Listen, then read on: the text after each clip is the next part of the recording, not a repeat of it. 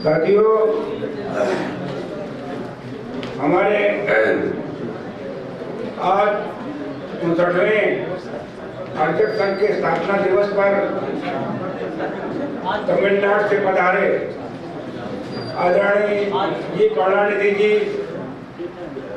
दिल्ली से पधारे विद्वान वक्ता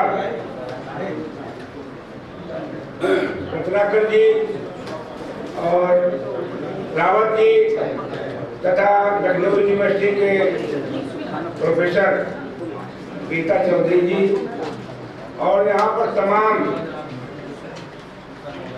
शोधार्थी भी हैं और विद्वान हमारे साथीगण। साथियों, अर्चक संघ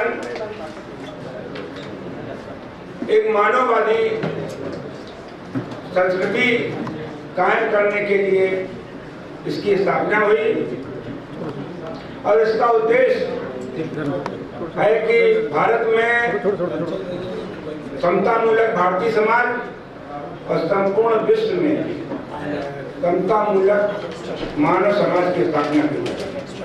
क्योंकि हमारा विषय निर्धारित किए गए थे और इसलिए मैं विषय पे आता हूँ कि अर्चक संघ की संस्कृति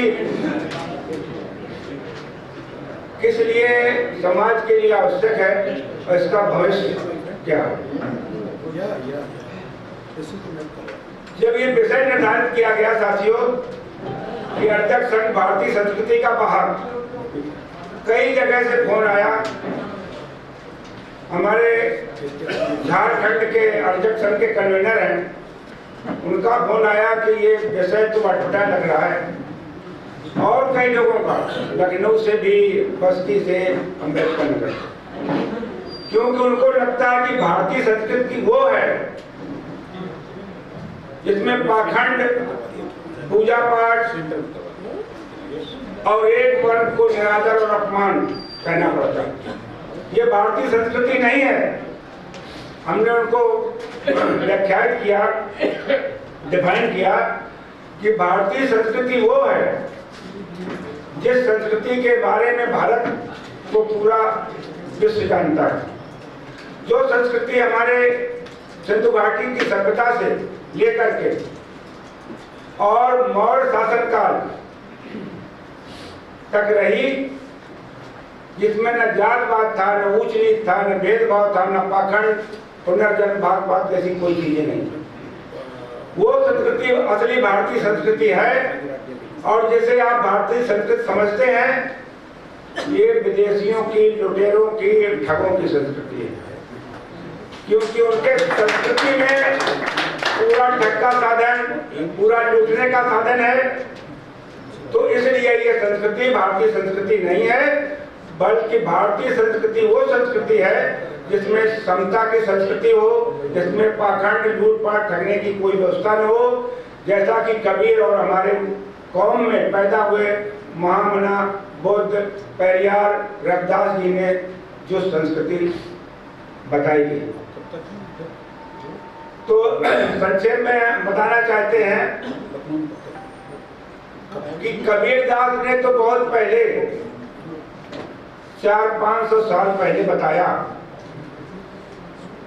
जिसको लोगों ने कहा जात से नहीं जोड़ना है, लेकिन जातवादी उसको जात से जोड़ लेते हैं। ब्राह्मणवाद, ब्राह्मणवाद वस्तुतः वो विचारधारा है जिससे ब्राह्मण भी ग्रसित है। ऊंच नीच, भेदभाव, पुनर्जन्म, भागवत, पाखंड और चमत्कार का पिटारा एक ब्राह्मणवादी विचारधारा। कई ब्राह्मण हमारे साथी प्रोफेसर भी हमारे कॉलेज में पूछे कि आप लोग ब्राह्मण बुराई करते हैं। हमने ब्राह्मण बुराई नहीं करते। वो उपाध्याय थे, तो हमने कहा कि उपाध्याय तो सबसे नीच ब्राह्मण माने जाते हैं, सही बताना। तो उन्होंने कहा माने जाते हैं। अभी एक वो शंकराचार्य बनता है, क्षेत्र राम भद्राचार्य, उसने भी कहा कि पाठक, दीक्षित, उपाध्याय और जन चौबे ये नीच ब्राह्मण है। तो हमने कहा क्या वो दुबे तिवारी तुम्हारी लड़कियों की शादी सामान्यता लव मैरिज हो जाए या कोई डीएम एसडीएम उनकी बात छोड़ करके कर लेते हैं, कहीं सही बताना कहीं नहीं करते। तो हमने कहा यही तो ब्राह्मण बात है, तुम भी त्रसित हो, यही ब्राह्मण बात है। हमने कहा अगर तुम्हारे यहाँ कोई दुबे वाली भी अगर है तो 10 विश्वा का है, 20 विश्वा वाला शादी कर लेगा, सामान्यता कहीं नहीं करेगा। तो हमने कहा यही ब्राह्मण बात है, कोई जात से मतलब नहीं है। क्योंकि वेद जो है ऋग्वेद के 10वें सूक्त में कई जगह जगह ग्रंथ उसमें घटाए बढ़ाए गए, तो 4 ब्राह्मण ग्रंथ हैं उसमें, इतरे ब्राह्मण, तेतरे ब्राह्मण, गोपद, शतपथ ब्राह्मण।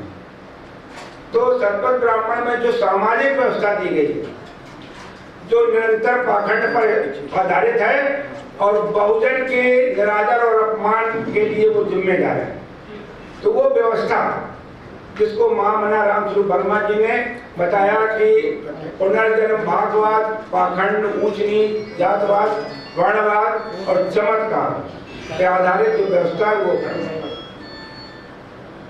तो कबीरदास जी ने बहुत पहले कहा था, बहुत लोगों ने पढ़ा, हमने पढ़ाया भी है, लेकिन समझते नहीं।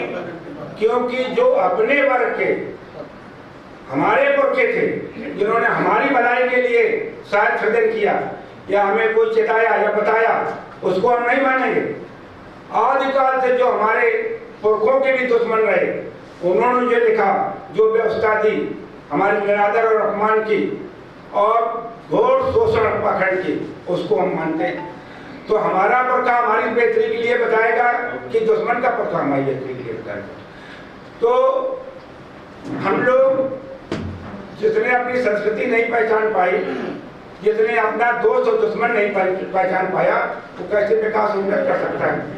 तो कबीरदास जी ने लिखा था कि पंडित बात बदलते झूठा, शायद सबने पढ़ा होगा, एक पद है, और उदाहरण से समझाया कि पंडित बात बदलते झूठा और राम कहे दुनिया सो पावे, खाना कहे मुख मीठा, और पावर कहे पांव जो दागे और जड़ कहे त्रसा बुझाई। उदाहरण दिया कि खान जानते, खान जीता करता, कि राम कहे दुनिया सो पावे, खाना कहे मुख मीठा। अगर राम राम कहने से सुख मिलेगा, सब काम हो जाएंगे, तो उसको विचार करके, जैसा कि और कई लोगों ने कहा, अर्जक संघ भी कहता है कि विवेक बुद्ध से तर्क की कसौटी पर कसें कोई बात और तब माने। महामना बुद्ध जी ने भी कहा था कि हमारी बात भी मत मानना और ग्रंथों की और तमाम लोगों को मत मानना, कोई भी चीज तब मानना जब विवेक बुद्ध माने जिसमें अच्छा और खराब जानने की वो होती है, शक्ति होती है। तो तर्क की कसौटी खरी उतरे तब मानना। तो कबीरदास जी ने कहा कि अगर खाण खाण कहे तुम्हारे मन में मिठास आ जाए, आगे आगे कहे तुम्हें जाड़े में तापने की जरूरत न पड़े, हाथ पांव सेक जाए, दागे माने चुप जाए, जल जल कहने से अगर तुम्हें प्यास बुझा जाए, तो तुम मान लेना कि राम राम कहने से तुम्हारा काम बन जाएगा। लेकिन लोगों ने उनकी बात नहीं मानी। रविदास जी ने, हमारे पुरखे थे, उन्होंने भी कहा कि पूजे चरण चंडाल के जो होवे गुण प्रवीण और ना पूजे विप्र को जो होवे गुणहीन। लेकिन ये बात नहीं मानी और समाज के विश्लेषक जो किताबें लिखी गई, तुलसीदास ने भी जो लिखा, उसकी बात मान ली कि पूजे विप्र सकल गुणहीना। तो आज बलात्कारी के भी अभी 3-4 दिन पहले जब छूटा जेल के, तो माला पहना करके जुलूस निकाला गया। तो दुश्मनों की बात मानी, लेकिन हमारी संस्कृति, अर्जक संस्कृति जो है वो बहुजनों की संस्कृति है, कमेरों की संस्कृति है। अर्जक शब्द अर्जन धातु से बना है, तो जो कमा के खाए। अभी हम सदस्य बना रहे थे, तो हमारी शायद प्रोफेसर गीता चौधरी जी ने या रत्नाकर जी ने, हमको लगता कि कुछ संकोच हुआ कि हम तो शारीरिक श्रम नहीं करते थे। तो उसका ये है कि जिस कौम की, जिस समुदाय, जिस बरादरी के 95% स्त्री व पुरुष शारीरिक श्रम करते हो, श्रम को श्रेष्ठ समझते हो, श्रमिक की इज्जत को दृष्टि देखते हो, वो अर्जक संघ का सदस्य बन सकता है। अब कहा यह गया है कि शरीर स्वस्थ रहने के लिए मन और शरीर दोनों स्वस्थ रहना चाहिए। तो शारीरिक जो तन है कैसे सुखी रहेगा, मेहनत करिए, सुपौष्टिक भोजन करिए और मन मानसिक श्रम भी करिए। तो अर्जक संघ निर्देश देता है कि जो हमारे कौम में मानसिक श्रम करने वाले हैं वो कम से कम 1 घंटा शारीरिक श्रम भी करें, जिससे उन्हें शारीरिक श्रम का महत्व और श्रमिक का महत्व जाने। और जो शारीरिक श्रम करने वाले हैं वो रात दिन फौड़े में लगे रहे, प्रतिदिन कम से कम 1 घंटा पढ़ाई लिखाई का कार्य करें, जिससे वो समझे कि हमारे लिए कौन रास्ता उचित है। और पढ़े उनको जिन्होंने अर्जक कौम की बेहतरी के लिए लिखा हुआ। बहुत साहित्य है, परियार जी का साहित्य, डॉक्टर भीमराव अम्बेडकर का साहित्य, ललाई सिंह का साहित्य, ज्योतिबा फुले, सावित्रीबाई फुले का, मामला रामस्वरूप वर्मा, भारती जी का बहुत साहित्य है जो हमको पढ़ना चाहिए।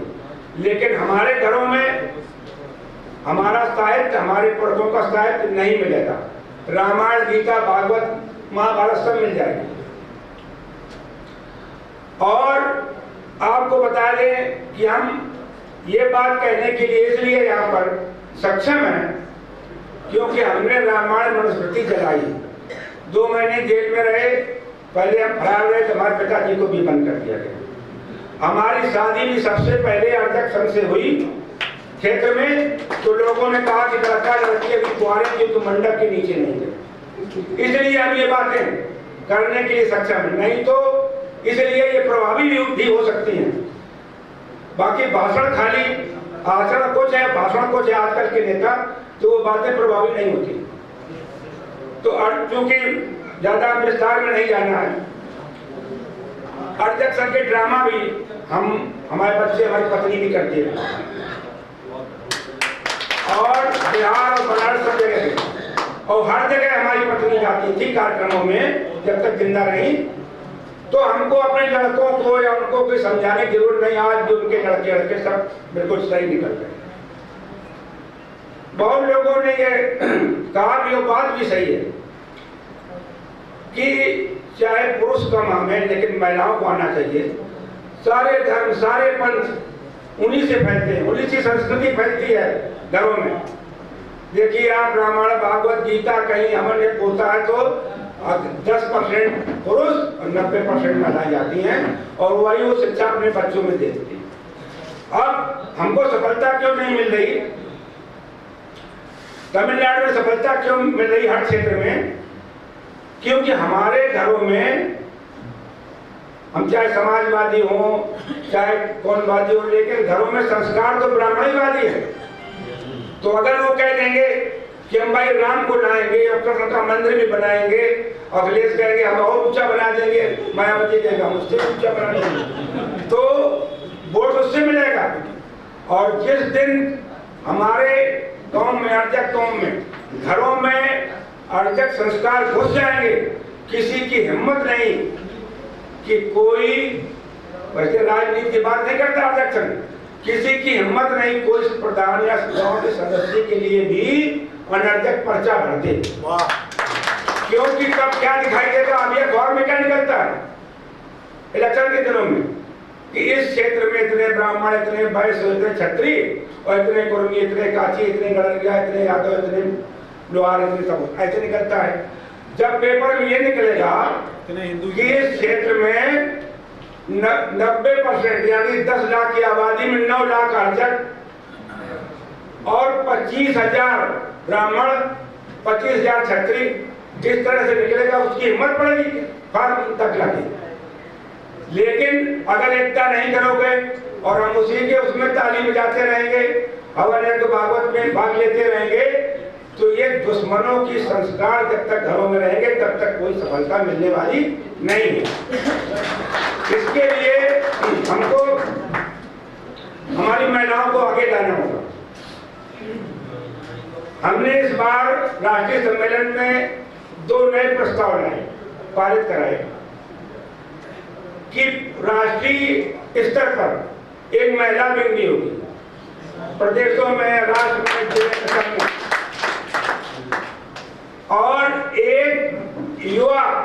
अध्यक्ष समिति होगी राष्ट्रीय स्तर पे, अपना वो अध्यक्ष के नेतृत्व में अपना अलग से अपना करें। तो अब नेतृत्व करने वाले नहीं मिल रहे हैं, तो हमको लगता है कि हमें आज वो दो शख्सियत मिली हैं, उनसे अनुमति लेनी है, गीता जी से और अनूप जी से, कि वो काम करें। बाकी चलिए हम लोग सब मिलकर राष्ट्रीय स्तर का नेतृत्व संभालें अध्यक्ष और यूथ का अध्यक्ष बने। जी प्रताप नारायण टंडन आपके यहाँ प्रोफेसर थे, हम उनसे मिले भी हैं, हम पीएचडी भी कर रहे थे, लेकिन अवार्ड नहीं हुई अध्यक्ष सर की वजह से। अवधि की भाषा यात्रा पद्मावत से मानस तक ही हमारे विषय था। तो अवधि का नामकरण संक्षेप में बताते हैं कि अवध से हुआ। अवध कैसे बना? तो हमने वही बताया कि पुष्यमित्र शुंग ने जब सबको बौद्धों को मारा काटा और सदियों को बहा दिया, तो उसने फिर डिक्लेयर किया कि ये राजा अबौध है, अबौध। और भाषा विज्ञान के अनुसार दीर्घ का लब की ओर जाता है, जैसे मास्टर साहब का माँ साहब हैं, तो अबौध का चूंकि ज्यादा बगाना पड़ता है तो अवध हो गया, तो इसलिए ये हुआ। तो हमारे जो सुपरवाइजर थे तो उन्होंने कहा कि इसको हटाइएगा। वैसे वो बहुत सही थे, लेकिन कहते हैं कि जिसने हमको पीएचडी कराई और वो आपके दादा गुरु हुए, उन्होंने इस बारे में जो विचार दिए उसी को टेटो करो। तो हमने कहा तो हम नहीं कर सकते। उनका कैसे हम इस पे आसान कर देंगे, कोई बात नहीं। वो हमारा अध्यक्ष अखबार में छपा भी है पीएचडी का, कोई अवार्ड नहीं, कोई अवार्ड नहीं। तो अब संस्कार पे आते हैं। तो अध्यक्ष संघ के मुख्ता ये 16-20 जन्म के पहले से मृत्यु के सालों साल बाद जो संस्कार केवल शोषण के लिए बनाए गए थे, एक वर्ग को बिना श्रम किए अच्छा खाने को, अच्छा पहनने को, अच्छा यासी करने को, और उनकी पीढ़ियों को भी मूर्ख से मूर्ख हों। अब मूर्ख से मूर्ख होते ही हैं, कब दो पास तो थोड़ा पढ़ लेता उनको ये सहूलियत मिलती रहे पीढ़ी दर पीढ़ी, इसलिए वो संस्कार बनाए गए। और सारी व्यवस्था ऐसी बनाई गई कि हम जानते हैं कि वो इतने कि हमारे यहाँ जब गोबर की कंडा पाथने के लिए जगह एक सी की जाती थी, तब भी ब्राह्मण से पूछने जाया जाता था। अब पूछने जाओगे तो कैसे चले जाओगे? वो बात तुम लेके जाओ तुम्हारे। जब अरहर काटने के लिए कहीं नहीं तो भूल जाएगा तुम्हारा, उसको पूछे किस दिन से नक्का लगाने की पचके नहीं पता नहीं क्या करता। खलियान छीनने के लिए तो अब उसका खलियान में भी हिस्सा हो गया, अरहर में भी दाल के लिए हिस्सा हो गया। तो ये सब पाखंड पर आधारित संस्कार भी थे। जन्म के पहले से पुष्पन संस्कार और मृत्यु के बाद नौबार, तेरही और हर साल श्राद्ध भोजन कराओ ब्राह्मण को, और वो तुम्हारा उसके पास पहुंचेगा। और उसको ये नहीं पता, तर्क से सोचना चाहिए, नर्क और स्वर्ग तो अध्यक्ष मानता नहीं, लेकिन जो लोग मानते हैं, पहली बात तो आत्मा की शांति के लिए पता नहीं कितना वो धन खींचते हैं, जबकि लिखा उनकी किताब में आत्मा तो होती नहीं कि नैनन चैनन शास्त्र न चैनन जात पावका न चैनन सोचे मारता ना त्यागो, कि कोई शक्ति उसको कुछ कर नहीं सकती। तो आत्मा की शांति के लिए क्यों वो लोग सबको बेवकूफ बना के शोषण करते हैं, या फिर वो फूल पकड़ने के लिए तमाम और सालों साल हर साल श्राद्ध में 15 दिन। तो ये सब शोषण के संस्कार थे। तो सब देखो, कई बुद्ध जी ने धर्म नहीं चलाया, वो धम्म था उनका। पाली भाषा में धर्म का अर्थ है, इनमें पाली रही कि सत्य का मार्ग। कबीरदास ने भी सत्य का मार्ग बताया, रविदास जी ने भी सत्य का मार्ग बताया, वही सब कुछ है। महामना रामस्वरूप वर्मा जी ने भी कहा कि धर्म क्या है? विवेक बुद्ध से मानव हित में किया गया काम ही धर्म है। और दो संस्कार से बताए कि समाज को सही रूप से संचालित करने के लिए विवाह संस्कार, वो भी कोई यंत्र मंत्र तंत्र पुरोहित के बगैर, बिना किसी पाखंड के, केवल प्रतिज्ञापन, जो शायद 15 मिनट में सब हो जाता है। और एक सी प्रतिज्ञा, ये नहीं कि लड़की कुछ वचन दे, लड़का कुछ वचन दे, पूरी रात होता रहे ड्रामा। एक सी प्रतिज्ञा लड़का लड़की करते हैं और शादी हो जाती है। कोई भी करा सकता है जो पढ़ना लिखना जानता हो, चाहे लड़का हो चाहे लड़की हो, औरत हो महिला। और प्रबुद्ध जो है भारतवर्ष के अध्यक्ष, वो आप उसी से करने लगे।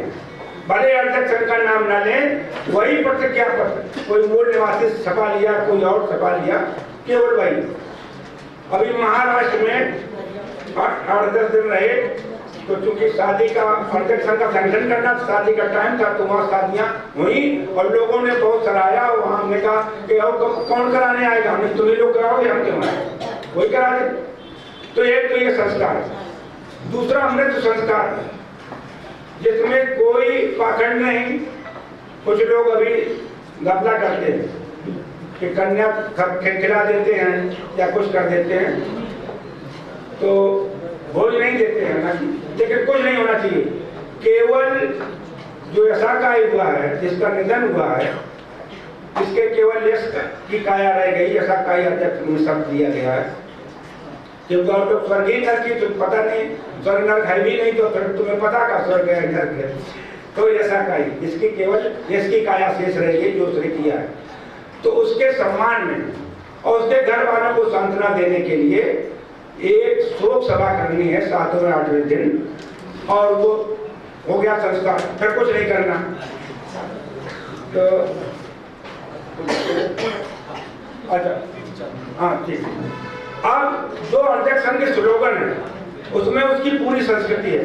देखो, संस्कृति बनती है तो अलग बात है, भाषा विज्ञान शब्दों को जानते हैं कि जो एक करना धातु है और सम्यक प्रकार से जो किया गया काम, तो आचार विचार संस्कार त्योहार से कोई संस्कृति बनती है। तो जो अभी तक हमारे यहाँ समाज सुधारक हुए, तो उन्होंने कोई आगे जीवन पद्धति नहीं दी कि ये अब नहीं करें तो आगे क्या करेंगे। अध्यक्ष संघ ने पूरा सब दिया हुआ है और किसी की जरूरत नहीं। तो आचरण कैसा हो कि करे नहीं ऐसा व्यवहार जो न स्वयं को हो स्वीकार। किसी के साथ ऐसा आचरण व्यवहार मत करो जो तुम्हें स्वीकार नहीं, जो तुम्हें बुरा लगे तो उसको भी बुरा लग सकता। साथ मत आते जाते विचार, समता मूलक विचार, खान पान उठन बैठन बोलचाल में समानता होगी। और अगर समानता होगी खान पान उठन बैठन बोलचाल में, तो फिर सब चीजें, सब बाधाएं दूर हो जाएंगी। अभी देखो, शादी विवाह जो कर लेते हैं अपने आप, तो क्या होता है, कैसे कर ली कि भाई एक कंपनी में काम करते थे, साथ उठते बैठते थे, कर लिया, एक साथ पढ़ाते थे, कर लिया। तो उठन बैठन खान पान अगर एक हो जाएगा बोलचाल, तो फिर एक हो जाएगा। अभी साहब ने बताया था कि वो वर्मा जी कह रहे थे कि वो आगे पीछे लक्ष्मण करते थे, तो उसमें था कि प्रभुपद रेख बीच में सीता और धरत चरण मग चलत सविता और सीए चले प्रभु अंग बढ़ाए और लक्ष्मण चले दाहिने बाएं घाटों पर चलते थे। अब अध्यक्ष संघ का जो शिक्षा की थी, देखो शिक्षा अनिवार्य और फ्री करने की सरकार कोई दिक्कत नहीं, लेकिन करना नहीं चाहती। शिक्षित हो जाओगे तो प्रश्न करोगे, अब वो किसको किसको जेल में डालेंगे। तो एक राष्ट्रपति डीएम का बेटा या निर्धन की हो संतान, भेदभाव पाखंड रहे तो शिक्षा मुक्त हुआ एक समान। समता बिना, जिसमें समता की चाह नहीं वो बढ़िया इंसान नहीं, तो समता बिना समाज नहीं, फिर समाज जन्नत नहीं। अध्यक्ष संघ का है ऐलान, मानो मानो एक समान। तो ये अध्यक्ष संघ के जो स्लोगन है उसमें उसकी संस्कृति छिपी हुई है। तो आचार विचार संस्कार बता दिए, त्योहार भी लोगों ने बताए कि 14 त्योहार हैं, वो कृष्ण के उपज पर और हमारे जो महापुरुष हुए हमारे अध्यक्ष होंगे उनके जन्मदिन या मृत्यु के दिन है। अब एक आपत्ति है, हमको भी लगता है, कई लोगों को लगा पटेल जयंती के ऊपर, तो पटेल साहब को इस रूप में कि निश्चित रूप में ऐसा लगता है, वैसे तो उन्होंने समाज के लिए सब उन्हीं लोगों का काम किया, क्योंकि वो भी धनाढ़ और बड़े पूंजीपत थे।